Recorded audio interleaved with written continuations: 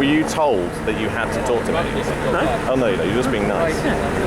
Okay. I just Give me some intel. What's going on here? Well, as you know, the delegates are arriving at some point today. At some point, are they going to use? They're not going to use this entrance, though, are they, Steve? I've been assured. He avoided the question. Did you see that? I've been assured. No, I've asked the question because people are clearly concerned about all coming in the back. I've been assured numerous times that all the delegates attending will come in through the front entrance. Security checks through the front entrance. And when you say the front entrance, you mean this the helicopter pad? Don't you? No. I'll explain the helicopter pad in a second. This entrance. The security checks are geared up for this entrance, and this entrance is the one that will be used by all delegates arriving. I've been assured that that's the case. I know there is concern about the rear entrance, which people have talked about. Are we talking about the Queen again? Keep it clean, please, Sam. That's what she says to the. What's it called again? What's the expression that they use? I can't remember. It doesn't matter. Why? I would think that she uses a bidet. A bidet. That's what I would use if I was the Queen, wouldn't you? I wouldn't want someone I did once read somewhere that Prince Charles has someone who puts his toothpaste on his toothbrush for him. Oh, I agree with that. I'm sure that is absolutely true, but I don't think. I think it's just a way to slight the royal family. I think there are more intelligent ways to slight the royal family. I mean, they've got so much. There's so much ammo that you could say about the royal family, but you know, as I was saying to someone the other day, they're actually quite cheap in terms of how much we actually spend on them. It works out as about £3 a year per person. And if there's an eccentric who wants to wear a crown, I know I'm offending you now. No, you're not offending me. Steve's face is looking all sad now because what I was about to say to you, Sam, is the alternative is probably President Blair. How do you feel about that? Oh God, I wouldn't pay for him. So that's when I would start serious tax evasion. So there you are. That's your alternative, President Blair. Hannah. Yes, I know. Eleanor. Yes. But carry on. More intel. You were talking about the back entrance. I've been assured that the back entrance will not be used by delegates, that they're all coming through the front entrance. There is an air exclusion zone around the area, as you're aware.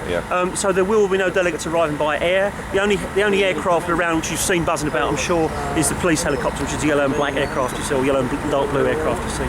There's one police helicopter. When on 9/11 there was an air exclusion zone and people were still allowed to fly in and out. I've heard this from your friends at UK Column have spoken to me about that. Oh, are they here? Yeah, Brian Gerrish in UK Column. Oh, amazing! I'm going to go and speak to him. I love Brian. He's an amazing man. Yeah. So there we are. Ex-forces, train killer? No, he's not. He's a train. Royal Navy, apparently. Yeah, Royal Navy. Anything else I can help you with? You happy? Any questions for me? I love you, Steve. Ask me whatever you want, and I'll give you a straight answer, Sam. Even if it's what you don't want to hear. When I went and documented UAF against BNP, which was very exciting, by the way, you weren't there. You probably should have been. You could have sorted them out. Got to make friends or something. Yeah.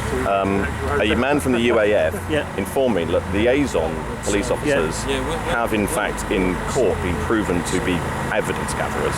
Right. What would you say about that? I'm aware of your concerns. It's not my concerns. It was a guy from the UAF. I think you which is Unite Against Fascism, by the way. Unite Against Fascism. They are leftists.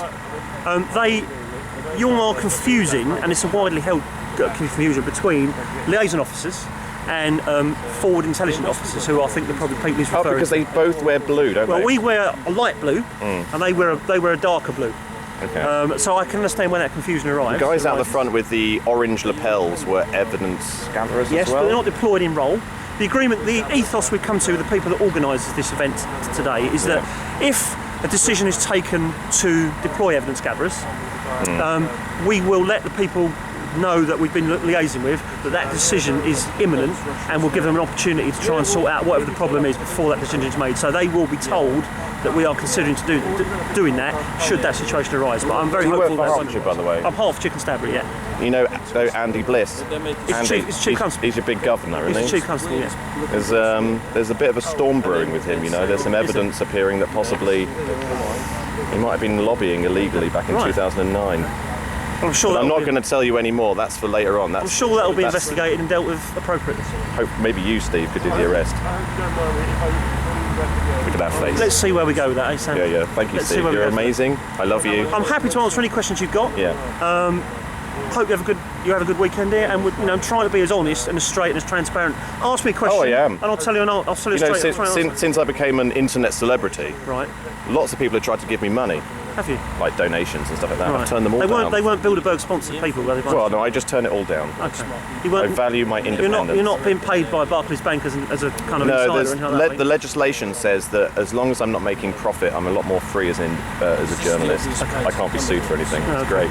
So you're not NUJ accredited or anything like that? No. I wouldn't call that accreditation. I would call that just some kind of nice label that is well paid for. To be in the NUJ, you've got to have an income from journalism, haven't you, or something like that? That's my understanding. Is that how it works? Okay. If you've got any questions for me and you want to ask me anything, tell me about the helipad, quickly. There's a helipad. My battery's running out. There's a helipad here. It's not being used by the police helicopter, and as I understand, there are no aircraft landing here. And no one's going to be playing golf? Well, later. Oh, the delegates possibly playing golf, but they're not. They'll probably just do the front 9 because it's round the back. I genuinely don't know the answer to that. They'll only do the front 9. I doubt it. I'm not a golfer. Wasn't it that didn't Mark Twain famously called it a good walk spoiled, didn't he? I believe. Was it Mark Twain? Yeah, maybe. I think it was. Yeah. I only know one Mark Mark Twain quote. Can we end with a Mark Twain quote from me? I think Mark Twain would be a great way to end. Mark Twain said that if you don't read the newspapers, you are uninformed. If you do read the newspapers, you are misinformed. Clearly a very learned man. Indeed, as are you, Steve. Thank you. Thank you.